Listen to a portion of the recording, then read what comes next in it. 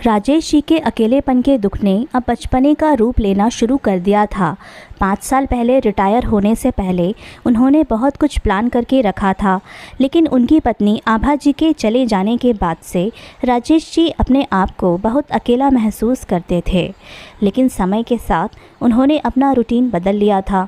वह सुबह थोड़ा जल्दी उठने लगे थे, इसलिए नहीं कि उन्हें कोई काम होता था, लेकिन इसलिए क्योंकि उनकी बहू और बेटा दोनों ही काम के लिए जाते थे और उन्हें आने में रात को देर हो जाती थी। इसलिए सुबह चाय नाश्ते के दौरान उनके साथ थोड़ी बातचीत हो जाए तो अच्छा रहेगा, यही सोचकर वे सबसे पहले उठ जाया करते थे।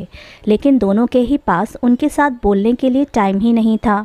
ऐसा नहीं था कि वह राजेश जी के साथ अच्छा बर्ताव नहीं करते थे।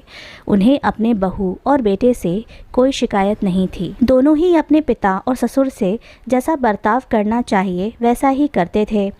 लेकिन एक बार राजेश जी कुछ ज़्यादा ही जल्दी जाग गए और उन्हें चाय पीने की तलब लगी।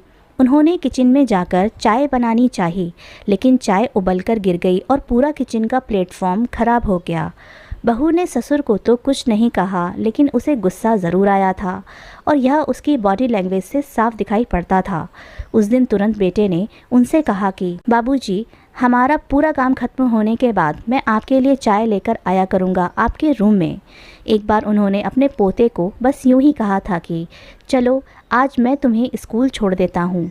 तो वह कहता है कि दादाजी, आपको आने की ज़रूरत नहीं है, मैं अब बड़ा हो गया हूँ।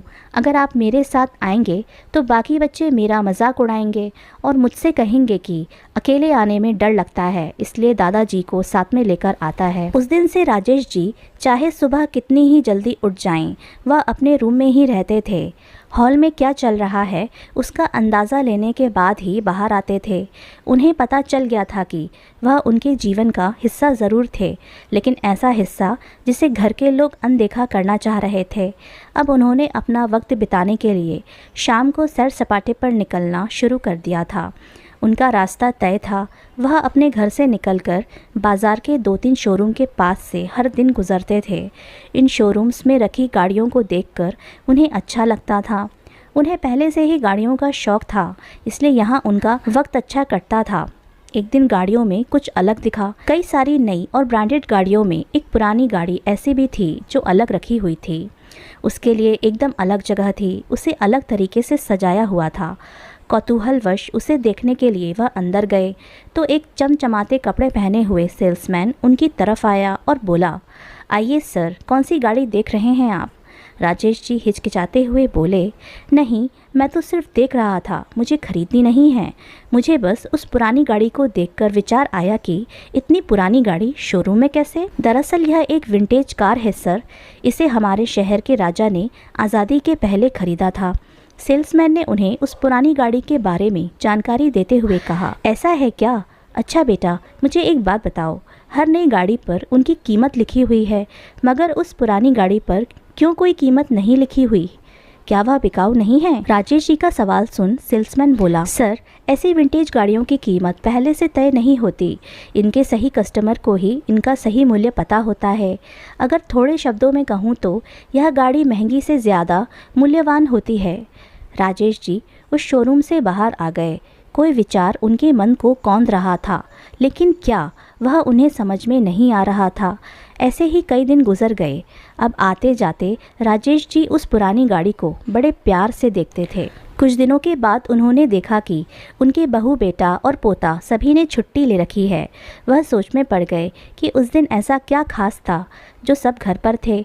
उन्होंने कैलेंडर भी देखा, मगर उन्हें ना कोई त्यौहार दिखा, ना कोई नेशनल हॉलीडे। राजेश जी अपने पोते के साथ खेलते हुए समय बिताने लगे। तब पोते ने कहा, दादाजी, पता है आज स्कूल में क्या हुआ? आज स्कूल के सामने जो रास्ता है वहाँ पर एक 100 साल पुराना पेड़ था। रोड बनाने के लिए उसे तोड़ने ही वाले थे, तभी वहाँ पर कुछ लोग मोर्चा लेकर आ गए। फिर उस पेड़ को उस जगह से साबुत हटाकर दूसरी जगह पर लगा दिया गया।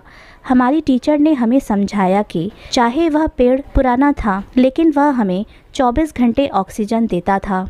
राजेश जी को वही अनजाना सा विचार और फीलिंग आई जो उस विंटेज कार को देखकर आई थी। बहू, बेटे और पोते ने राजेश जी को सरप्राइज़ दिया क्योंकि उस दिन उनका बर्थडे था। राजेश जी 80 साल के हो चुके थे। राजेश जी ने कभी भी यह एक्सपेक्ट नहीं किया था। उनकी आंखों में आंसू आ गए। बहू ने उस दिन उनकी पसंद का खाना बनाया था और बड़े ही प्यार से उन्हें परोस रही थी। सभी ने राजेश जी के साथ पूरा दिन बिताया और उनसे ढेर सारी बातें की। तब राजेश जी को वही फीलिंग आई जो उन्हें उस विंटेज कार को देखते हुए आई थी। अब वह समझ रहे थे कि पहले विंटेज कार, बाद में वह 100 साल पुराना पेड़, यह सब कोई इशारा है। उन्हें समझ में आ गया था कि वह बूढ़े ज़रूर हो गए हैं, लेकिन उनकी भी उतनी ही वैल्यू है जितनी उस विंटेज कार की थी। हर बेटा या हर बेटी अपने माँ बाप के साथ खराब व्यवहार नहीं करते। कभी कभी माँ बाप भी अपने अकेलेपन के चलते नेगेटिव सोचने लगते हैं। इस कहानी को उन सभी माँ बाप और बेटा बेटियों के साथ शेयर कीजिए जो एक दूसरे को तो बेहद प्यार करते हैं, लेकिन कुछ परिस्थितियाँ और गलत फहमियों की वजह से एक दूसरे से दूर होते जा रहे हैं।